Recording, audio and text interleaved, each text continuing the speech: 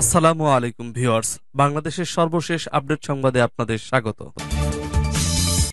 জানিয়ে দিব আমাদের হাতে থাকা সর্বশেষ গুরুত্বপূর্ণ বাংলাদেশের আলোচিত সমালোচিত আজকের সংবাদের সবথেকে গুরুত্বপূর্ণ সংবাদের প্রধান খবর জানিয়ে দিব। শুরুতেই সংবাদ শিরোনাম। আলহামদুলিল্লাহ, অতি শীঘ্রই ছাত্র আন্দোলনে হত্যার তদন্ত শুরু করবে জাতিসংঘ। বাংলাদেশে আসতে চলেছে জাতিসংঘের অন্যতম তদন্তের দল। শেষ রক্ষা নাই এই 16 বছরের স্বৈরাচারী সরকারের। পালিয়েও রক্ষা পাবে না। আন্তর্জাতিক ট্রাইব্যুনালে কঠিন থেকে কঠিনতম শিক্ষার এবং শাস্তির মুখোমুখি করা হবে বেগম শেখ হাসিনাকে। আল্লাহ ছাড় দেয় কিন্তু ছেড়ে দেয় না। এর আগে বলেছিলাম সময় একদিন আসবে, ঘুরে দাঁড়াবে। ঠিক এখন বাংলাদেশ বিপ্লবী জনগণের সময় এসেছে, বিচার করার সময় এসেছে। আপনার মনের যত আক্রোশ আছে সেটা সরকারি এবং আইন মেনে আইন হাতে তুলে না নিয়ে সরকারের হাতে তুলে দিন এবং কঠিন থেকে কঠিনতম বিচারের মুখোমুখি করুন। আপনি পর্যাপ্ত পরিমাণ প্রমাণ সংগ্রহ করুন। আপনার কাছে যা আছে তাই সরকারকে দিয়ে সহায়তা করুন, যাতে তাকে কঠিন থেকে কঠিনতম অর্থাৎ একদম ফাঁসির দড়িতে অর্থাৎ ফাঁসির শোলাই চড়াইতে পারে সেই ব্যবস্থা করার যথাযোগ্য প্রমাণ জোগাড় করুন। অতি শীঘ্রই নিঃসন্দেহে ফাঁসির দড়িতে ঝুলবে আন্তর্জাতিক ট্রাইব্যুনালের আদালতে এই স্বৈরাচারী সরকার শেখ হাসিনা। দর্শক, এই বিষয়ে আপনার মতামত কি তা কমেন্ট বক্সে লিখে জানান। এরপর জানিয়ে দিব, জুয়েলের কলিজা ভেদ করে বের হয় গুলি। মৃত্যুর খবর জানতেন না বাবা। এই স্বৈরাচারী সরকার, জালিম সরকার কতই না জানি এভাবে নিরীহ একটা পরিবারের যোগানদাতা, পরিবারের একটি গার্ডিয়ান, পরিবারের একটি মাথাকে ধ্বংস করে দিয়েছে, যার কারণে হাজার হাজার পরিবার পথের ভিখারি হয়ে গেছে। এই জালিম সরকারকে এমন ভাবে শিক্ষা দেওয়া উচিত যে একেও রাস্তায় নামিয়ে থালা হাতে ধরিয়ে ভিক্ষা করানো উচিত, তারপর ফাঁসির কোঠায় ঝুলানো উচিত। এ বিষয়ে আমি একমত। দর্শক, আপনার কি মতামত তা কমেন্ট বক্সে জানিয়ে দিন। আর যত পারেন দ্রুত আপনার ফেসবুক সোশ্যাল মিডিয়ায় ভিডিওটি শেয়ার করে ছড়িয়ে দিন। এদিকে ঢাকা বিশ্ববিদ্যালয় ছাত্রলীগ সাধারণ সম্পাদক সৈকত গ্রেপ্তার। এরপর জানিয়ে দিব, বাংলাদেশকে এক সপ্তাহের জন্য পুরো অন্ধকার যুগে নামিয়ে এনেছিল যেই বড় শয়তান, সেই শয়তানেরও আর নিস্তার হয়নি। শয়তানকে আটক করেছে বাংলাদেশ পুলিশ বিভাগ।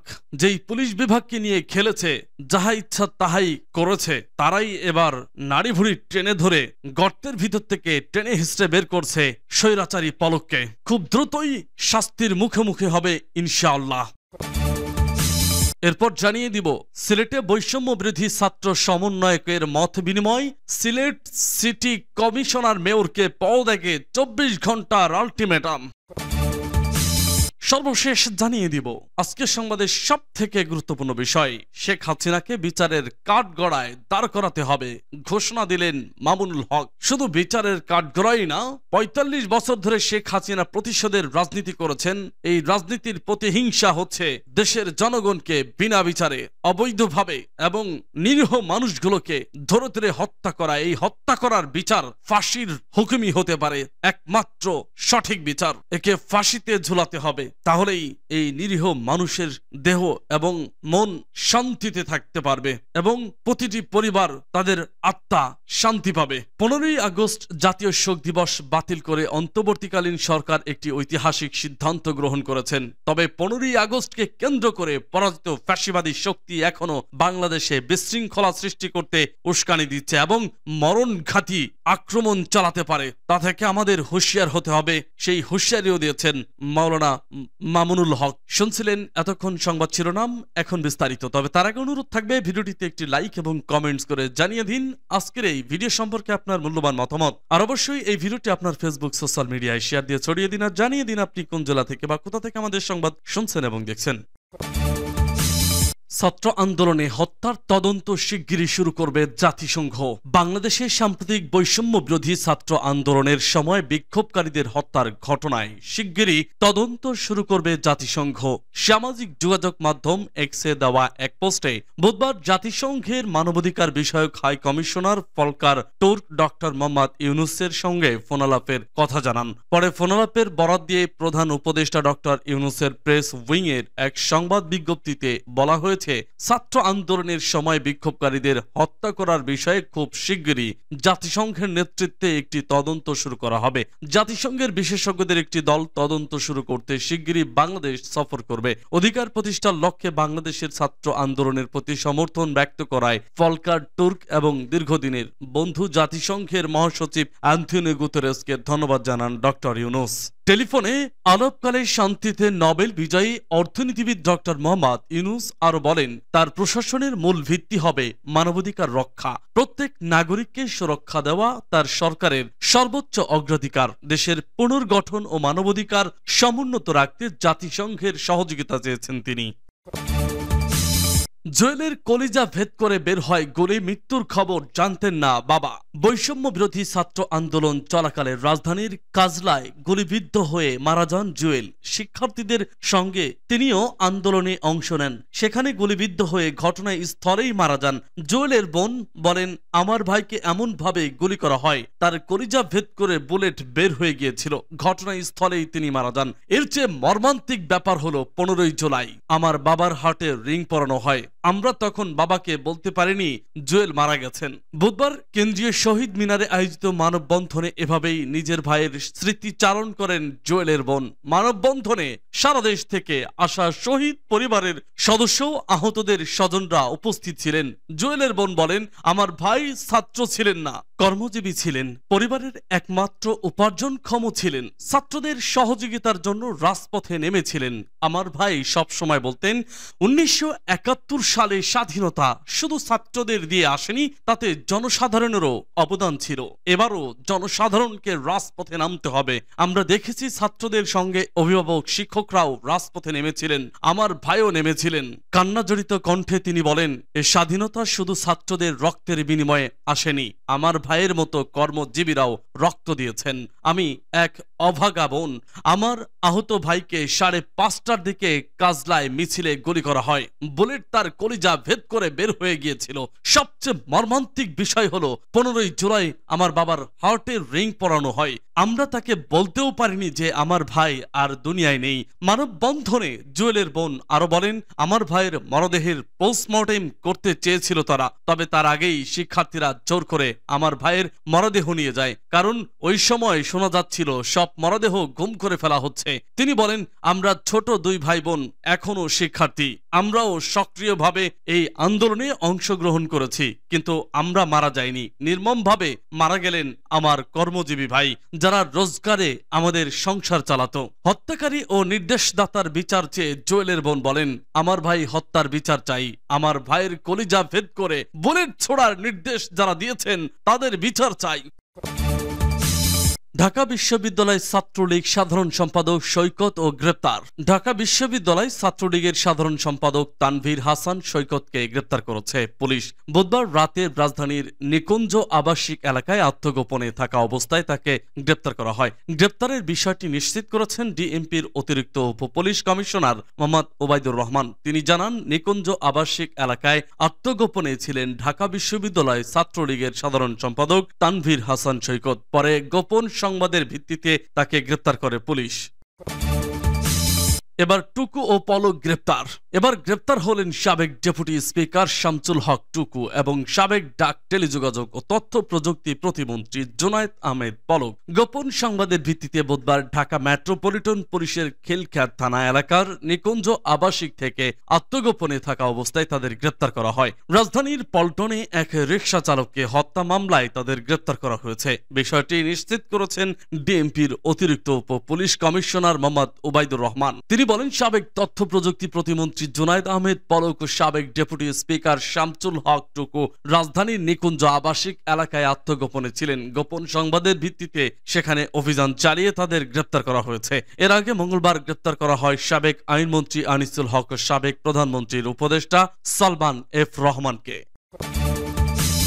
সিলেটে বৈষম্য বিরোধী ছাত্র সমন্বয়কের মত বিনিময়, সিলেট সিটি কমিশনার মেয়রকে পদত্যাগে 24 ঘন্টার আলটিমেটাম। বৈষম্য বিরোধী ছাত্র আন্দোলনের সমন্বয়করা বলেছেন, কেউ যদি মনে করে এই সরকার 17 জনের, তবে ভুল হবে।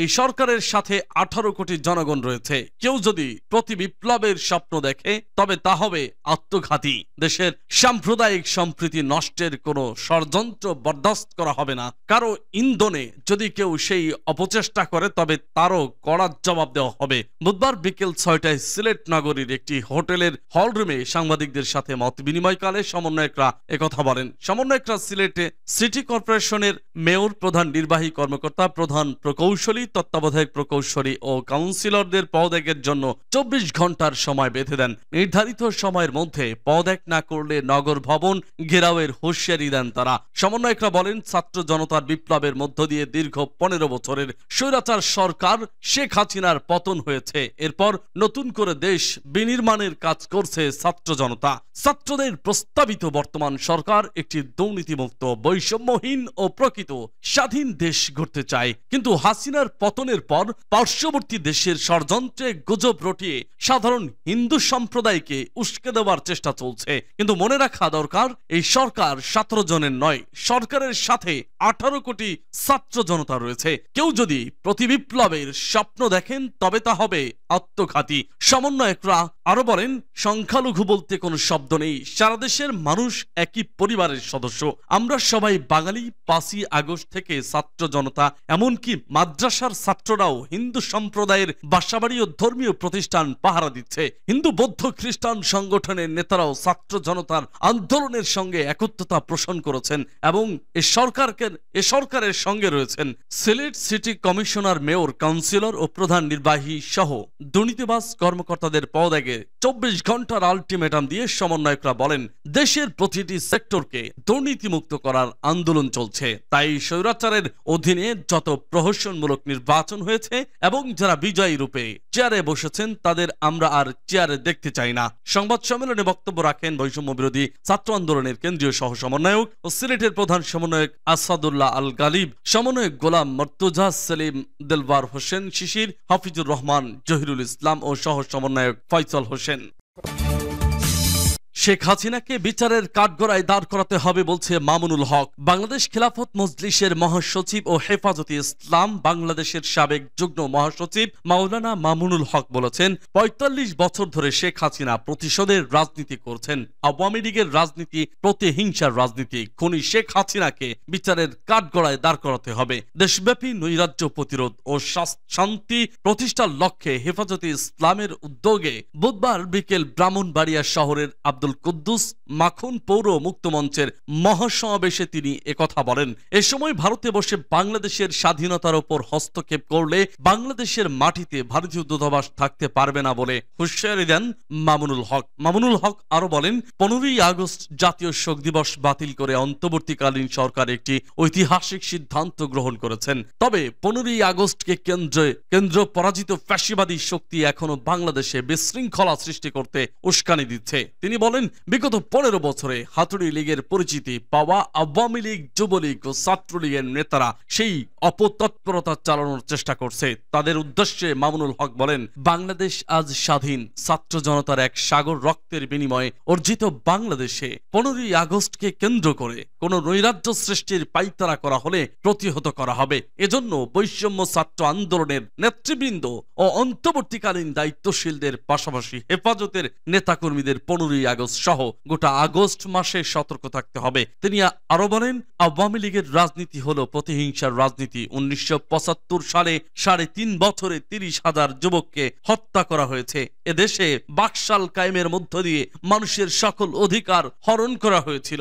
অধিকার হারা মানুষ তখন ক্ষুব্ধ হয়ে ধানমন্ডির 32 নম্বর বাড়িতে অভ্যুত্থান পরিচালনা করেছিল। তখন শেখ হাসিনা ঘোষণা দিয়েছিল, যে জাতি তার বাবাকে হত্যা করেছিল সে জাতির কাছ থেকে প্রতিশোধ গ্রহণ করবেন।